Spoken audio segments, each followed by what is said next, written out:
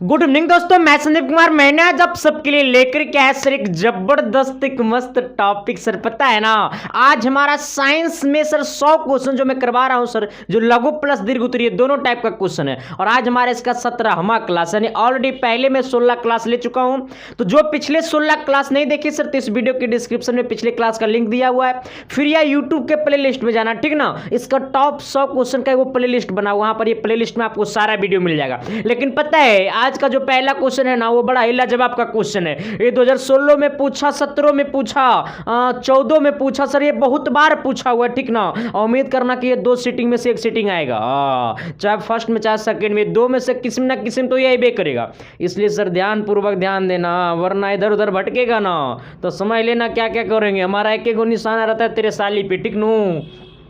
अब देखो सर, तो पता है ना सर कि आज का जो पहला क्वेश्चन है वो लैंगिक और अलैंगिक जनन के बारे में है सर, ठीक ना। अब ये पहले गौर करना सर कि देखो, मैं आपको एक बात और बता देना चाहता हूं सर, जो पीडीएफ की चर्चा करते रहते हैं सर, इसका पीडीएफ डालिए टेलीग्राम पे। और जो लोग अभी तक टेलीग्राम को ज्वाइन नहीं किया है ना, तो इस वीडियो के डिस्क्रिप्शन में टेलीग्राम का लिंक दिया हुआ है, या फिर आपको यहाँ पे चल रहा होगा, जाकर के ज्वाइन कर सकते हैं सर, ठीक ना। और दूसरी बात यह है ना सर कि आप सबका जो इसका पीडीएफ की बात होती है सर, तो ये आपका सब्जेक्टिव का पीडीएफ में नहीं डाल सकता हूं सर। क्यों नहीं डाल सकता हूं? क्योंकि इसका पीडीएफ कॉपी होने लगा, ठीक ना। मैं इसका पीडीएफ डाल देता हूं सर, तो हमसे पहले कोई टीचर अपने कोचिंग में पढ़ा देता है, ठीक ना। और देखो मेन बात तो है ना सर कि मैं इसको यहाँ पे समझाता हूँ, तो एक बार अगर आप स्क्रीनशॉट ऐसे में हट जाऊंगा, आप यहाँ से स्क्रीनशॉट ऐसे मार लीजिएगा, मारने के बाद एक बार कॉपी में लिख लीजिएगा, फिर आपको दोबारा पढ़ने की जरूरत ही नहीं पड़ेगा सर, क्योंकि आपको इस तरह से मैं समझा ही दूंगा, है ना। तो आपको मैं लेकर के चलता हूँ सर सीधे आज की दुनिया में। और आज की दुनिया क्या कहता है सर, इससे पहले कि चैनल पर नए हैं सर, तो चैनल को सब्सक्राइब कर देना और बेल आइकन को प्रेस करके सर दोस्तों को शेयर कर देना, क्योंकि ऐसा क्लास आपको यूट्यूब पे क्या मिलने वाला नहीं है सर। हाँ, और बहुत सारी क्लासेस आपके लिए चलाई जा रही है सर, आना। कहता है क्या सर कि लैंगिक और अलैंगिक जनन के अंतर लिखे। देखिए सर बात यह है ना कि लैंगिक जनन वो होता है जिसमें जब दो मनुष्य मिलता है, दो इंसान मिलता है, तो एक चीज का उत्पत्ति करता है, मतलब एक संतान का उत्पत्ति करता है। तो लैंगिक जनन में जो होता है ना, दो इंसान को मिलने के बाद एक संतान उत्पत्ति होता है, ठीक ना। मेल फीमेल, महिला और पुरुष जब मिलता है सर, तो एक बच्चा को पैदा करता है, तो वो हुआ लैंगिक जनन, ठीक ना। अलैंगिक जनन मतलब खुद से वो संतान को पैदा कर सकता है, अकेले संतान को पैदा कर सकता है, तो वो लैंगिक जनन क्या होता है, जिसमें द्विलिंगी होता है, ठीक ना। मैंने आपको भी पढ़ाया था एक लिंगी और द्विलिंगी, शायद ब्राह्मा की 13वां क्लास में मैंने आपको पढ़ाया था, वो क्वेश्चन भी पूछता है, ठीक ना। एक लिंगी और द्विलिंगी क्या है, एक लिंगी और द्विलिंगी में अंतर बताएं, ठीक ना। तो लैंगिक जनन वो है सर जिसमें दो पुरुष, एक महिला और एक पुरुष को मिलने के बाद एक संतान की उत्पत्ति होता है, उसे कहते हैं लैंगिक जनन। और अलैंगिक जनन वो है जिसमें एक ही इंसान से संतान की उत्पत्ति होती है, ठीक ना, जिसमें दोबारा इंसान की, दूसरा इंसान की जरूरत नहीं होती है, उसमें दोनों प्रकार की लिंग होते हैं, महिला और पुरुष दोनों प्रकार के होते हैं, और वो खुद से संतान की उत्पत्ति कर लेता है, उसे कहते हैं अलैंगिक जनन, ठीक ना। और लैंगिक जनन वो है जो दो इंसान मिलने के बाद एक संतान की उत्पत्ति करता है, वो हुआ लैंगिक जनन, ठीक ना। तो हम लोग हैं लैंगिक जनन, क्योंकि हम अगर संतान की उत्पत्ति करना चाहेंगे तो खुद से तो नहीं ना कर सकते हैं। बेवकूफ देखो ना, कह रहा हाँ सर कर सकते हैं आप में वो चीज है। ए क्या बोल रहा है, हाँ बंद करो, हाँ देखो इधर। तो सर जब एक मेल और फीमेल मिलता है तो सर एक संतान को उत्पत्ति करता है, जब हमारा हुआ लैंगिक जनन, ठीक ना। और एक खुद से, जिसमें एक इंसान ही सिर्फ इंसान नहीं होता है, मतलब वो चीज, वो जीवो जिसमें खुद दोनों लिंग होते हैं, पुरुष और महिला दोनों प्रकार के होता है, वो खुद से संतान, अकेले संतान को उत्पत्ति कर लेता है, उसे कहता है लैंगिक जनन, ठीक ना। तो अब आना सर, अब थोड़ी सी इसका अंतर की तरफ आना। 3 को मैं लिखाया हुआ हूं और ये दीर्घ उत्तरीय में क्वेश्चन पूछता है, ठीक ना। तो अभी 1-2 और लिखा दूंगा, ठीक ना। अभी 1-2 अंतर इसका और लिखाऊंगा, 3 को लिखाए हैं, इसके बाद 2 को भी और लिखाऊंगा, आना। कहता है क्या सर कि लैंगिक जनन क्या है सर, देखो लैंगिक जनन का पहला कहता है इसमें संतान की उत्पत्ति के लिए 2 जनकों का होना आवश्यक है। देखो सर, इसमें संतान की उत्पत्ति के लिए 2 जनकों का होना आवश्यक है, मतलब 2 इंसान को होना आवश्यक है संतान की उत्पत्ति के लिए। इसमें एक ही जनक द्वारा संतान की उत्पत्ति होती है। हाँ, इसमें कितना तो 2, इसमें कितना तो 1। हाँ, उसरबा अकेले मार लेता है खोपचा वाला बात है लैंगिक। अब देखो सर, तो लैंगिक का पहला क्या है सर, तो इसमें जब संतान की उत्पत्ति करना चाहता है लैंगिक जनन, तो इसमें उत्पत्ति करने के लिए 2 जनकों का होना बहुत आवश्यक है, जैसे एक मेल और एक फीमेल, ठीक नो, मिलता है तो एक संतान की उत्पत्ति करता है। इसमें एक ही जनक द्वारा संतान की उत्पत्ति होती है, ठीक ना। इसमें एक ही जनक द्वारा संतान की उत्पत्ति होता है, इसमें दो जनकों द्वारा संतान की उत्पत्ति होता है, ठीक ना। अगला दूसरा नंबर की तरफ आना सर। दूसरा नंबर कहता है ना कि रब करे तुझको भी हमसे प्यार हो जाए, है ना सर। और मैंने आप सबके साथ वादा किया हूं सर कि ये 100 क्वेश्चन से बाहर आपके एग्जाम में आएगा ही नहीं सर, और इसके प्रति मैं मेहनत करता हूं सर, और ये मेरी अपनी मेहनत मुझे काबिलियत है सर कि आप सबकी सफलता मैं निश्चित रूप से दिलाऊंगा सर।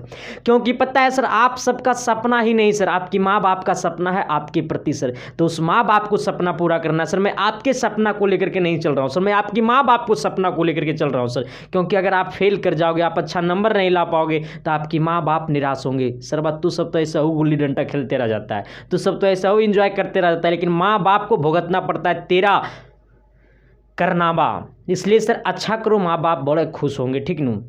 इसलिए सर तुमको देख करके मैं नहीं पढ़ाता हूँ सर, तुम्हारे माँ बाप को शकल को देख करके मैं पढ़ाता हूँ कि सरवा अगर ये सब नालायक निकल जाएगा तो इसको, ये माँ बाप को कैसा दिल में लगेगा, है ना। इसलिए सर आना पॉइंट नंबर 2 की तरफ सर। कहता है इसमें युग्मों की आवश्यकता होती है, इसमें युग्मों की आवश्यकता होती है, अतः विभाजन अर्धसूत्री विभाजन होता है। देखो इसमें जो होता है ना वो विभाजन की आवश्यकता होती है, किसमें, लैंगिक में विभाजन की आवश्यकता होती है। कैसी विभाजन, अर्धसूत्री विभाजन। कैसे विभाजन, अर्धसूत्री विभाजन, ठीक ना। हाँ, तो इसमें विभाजन की आवश्यकता होती है, लैंगिक में विभाजन की आवश्यकता होती है, लेकिन कैसी विभाजन, अर्धसूत्री विभाजन, ठीक ना। तो इस युग्मों की आवश्यकता होती है ना, इसमें युग्मों की आवश्यकता होती है, ठीक ना। और इसमें युग्मों की आवश्यकता होती है, अतः विभाजन अर्धसूत्री विभाजन होता है, ठीक ना। अर्धसूत्री विभाजन होता है, इसमें युग्मों की आवश्यकता नहीं होती है, इसमें युग्मों की आवश्यकता होती है, लेकिन इसमें युग्मों की आवश्यकता नहीं होती है। अतः सभी विभाजन समसूत्री विभाजन होते हैं। इसमें जितना भी प्रकार का विभाजन होता है ना सर, वो सबका समसूत्री विभाजन होता है। कैसा होता है, समसूत्री विभाजन होता है, ठीक ना।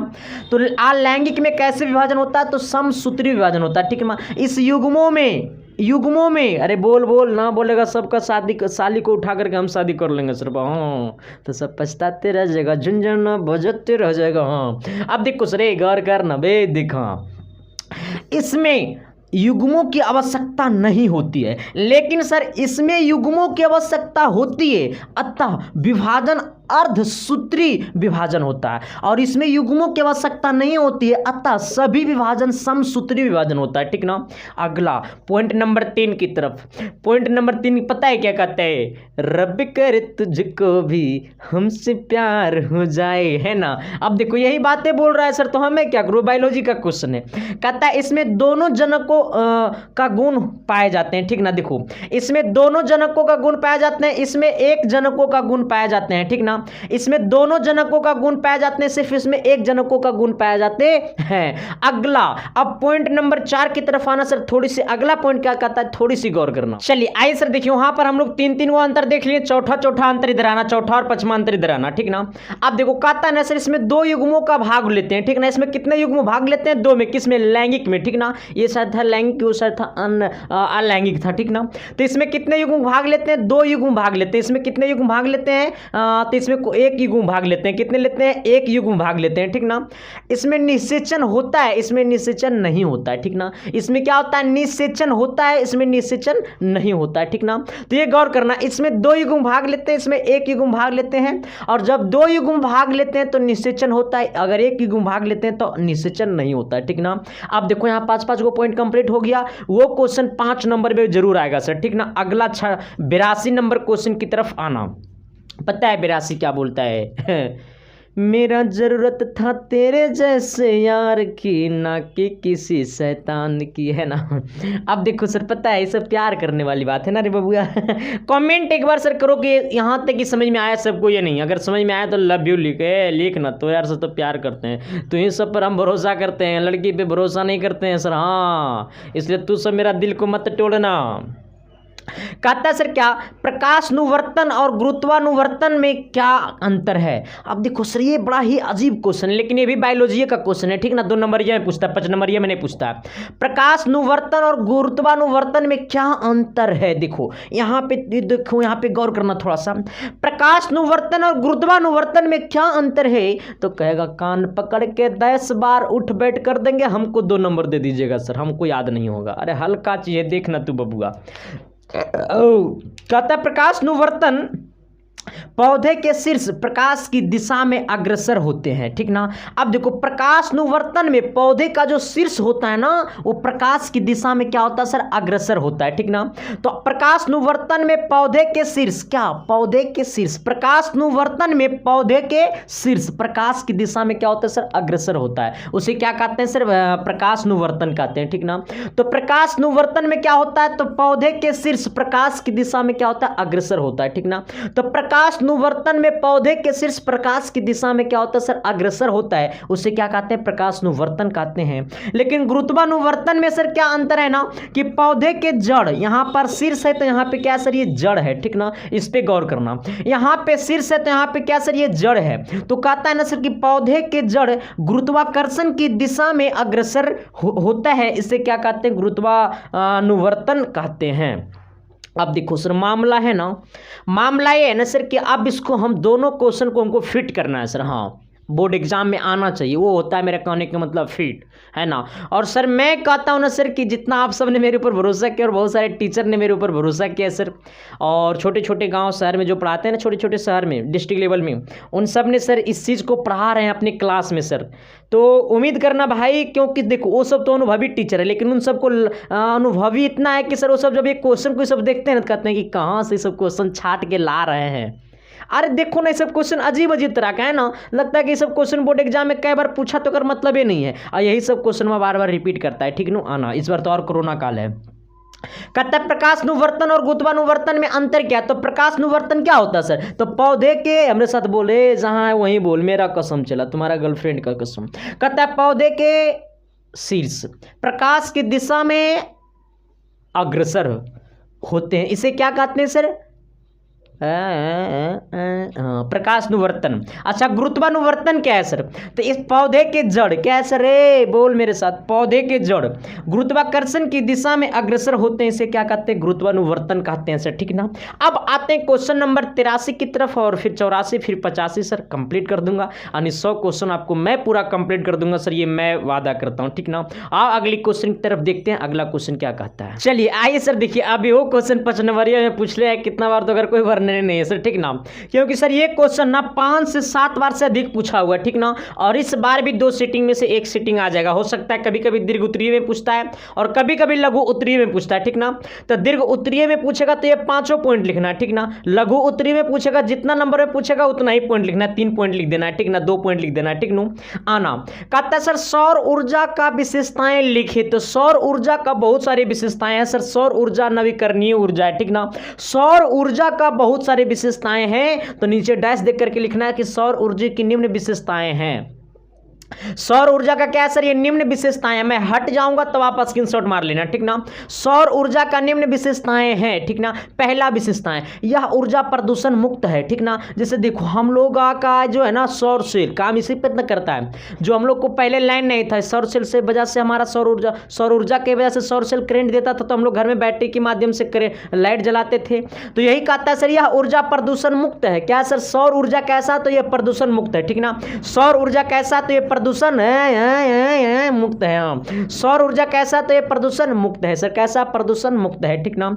यह नवीकरणीय ऊर्जा है, कैसी है सर, यह नवीकरणीय ऊर्जा है। तो सौर ऊर्जा पहला क्या, तो यह प्रदूषण मुक्त है, सौर ऊर्जा नवीकरणीय ऊर्जा है।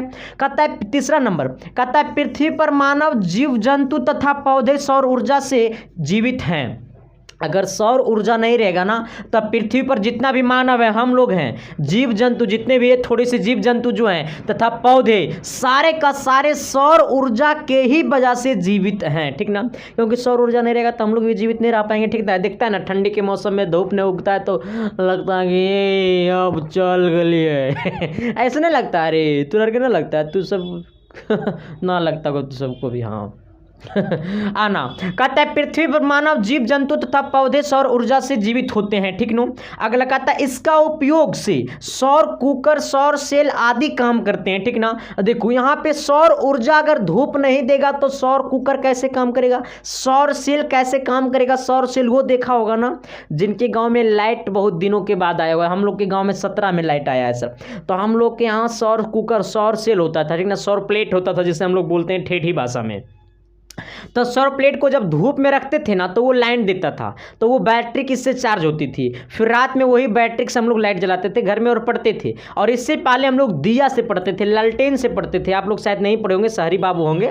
तो कहता है इसका उपयोग से सौर कुकर, सौर सेल आदि काम करते हैं। सौर ऊर्जा लक्ष्य है, अच्छे है क्या सर, सौर ऊर्जा अच्छा है मतलब बहुत अच्छा है, ठीक ना। तो लास्ट में लिख देना सौर ऊर्जा क्या सर, अच्छा है। तो सौर ऊर्जा के ये क्या है, प्रदूषण मुक्त है। सौर ऊर्जा क्या प्रदूषण मुक्त है, यह नवीकरणीय ऊर्जा, या पृथ्वी पर मानव जीव जंतु तथा पौधे सौर ऊर्जा से ही जीवित होते हैं, ठीक ना।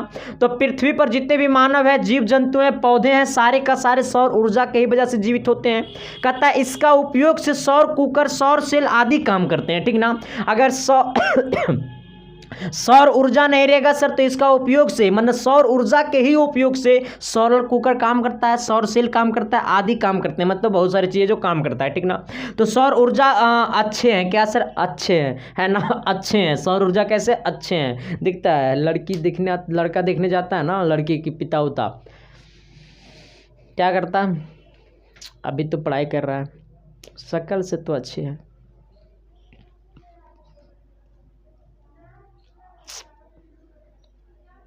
नौकरी नहीं लग रहा है अभी,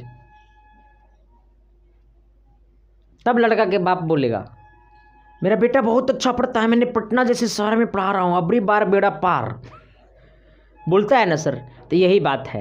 तो सर यहाँ पे भी यही है, लास्ट में एकदम इसका अच्छाई कर देना, ठीक नू।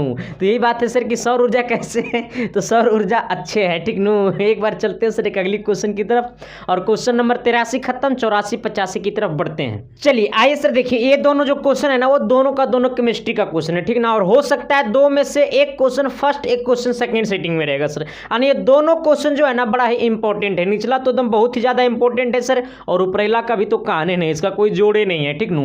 कहता है H+ आयन की सांद्रता का विलयन की प्राकृतिक पर क्या प्रभाव पड़ता है।